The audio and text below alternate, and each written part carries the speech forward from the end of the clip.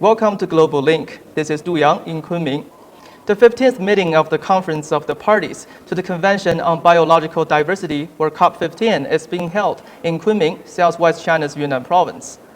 On the sidelines of the summit, we have the honor to talk to Marco Lambertini, Director General of the Worldwide Fund, or WWF International. Let's hear what he has to say on the green way of development and biodiversity conservation. Hi, Marco. Thank you for joining our program.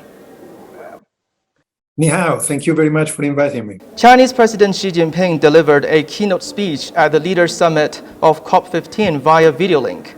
President Xi called for accelerating efforts to foster a green way of development and securing a win-win of economic growth and environmental protection.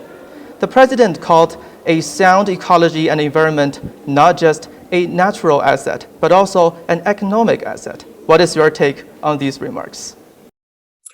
Well, we welcome very much Xi Jinping's statement.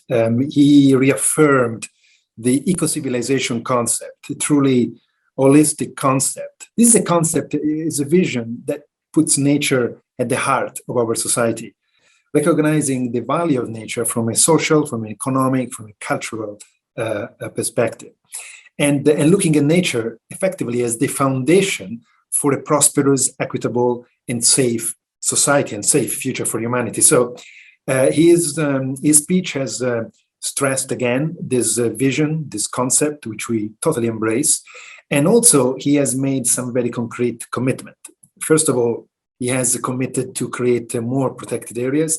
He announced the first set of new national parks covering an area equivalent to the whole of Great Britain. So it's a significant contribution to conservation of biodiversity in China.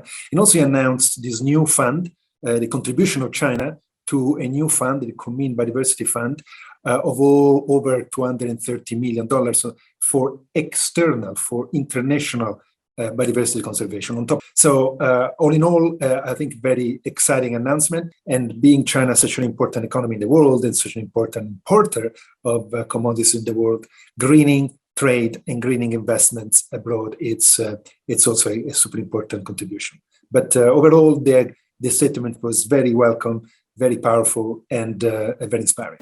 How do you comment on China's commitments to and practices in enhancing biodiversity conservation? What experience do you think China can share? Well, first of all, let me just highlight how in the last 10 years, China has dramatically, exponentially increased its commitment to conservation of biodiversity in the country. Your redlining approach, meaning redlining, defining specific areas, priority areas for biodiversity, has generated more than now today 10,000 protected areas in the country, covering 18% of the surface. You also had pioneered some very exciting large transboundary protected areas together with Russia, with Vietnam, with Mongolia. On species conservation, you have taken a very bold decision to ban domestically the commerce of ivory, which is having some great impact on reducing the poaching of ivory, particularly in Africa. Tigers are now breeding in China in the northeast. Pandas and the species, the conservation level of pandas has grown in number, and they are one more step away from extinction. And there's been more panda habitat protected, and many other examples of other biodiversity which has been increasing in China after being very much on the brink of extinction. So all that is very exciting, and I think can be replicated as examples of successful examples abroad, worldwide. What do you expect from the conference in terms of rallying further the global efforts to protect biodiversity? So in terms of the expectations, this conference is super important. Like climate change, biodiversity loss and nature loss is a global issue and requires, therefore, a globally coordinated effort worldwide. And so this conference is bringing together 200 countries to discuss a common direction, a common effort to halt and reverse biodiversity loss. So it's a super important conference, and to send a clear signal to the world, to the markets, to the economy, that we have to change course. We have to correct our course of development and economic growth. We need to develop, and particularly develop in a way that supports the least developed economies in the world, the developing countries, and do it in a way that does not affect the environment and destroy the environment as we've done until now. So it's a super important conference. We really expect to this conference in its journey towards a final agreement in Kunming next year to really deliver a global direction for nature, as we have done in Paris for climate. So this conference has the opportunity to clarify the direction, our compass, world compass, on our agenda for nature conservation. And we want to see a very clear global goal for nature agreed through this conference, a nature positive by 2030, as clear as carbon neutrality for climate.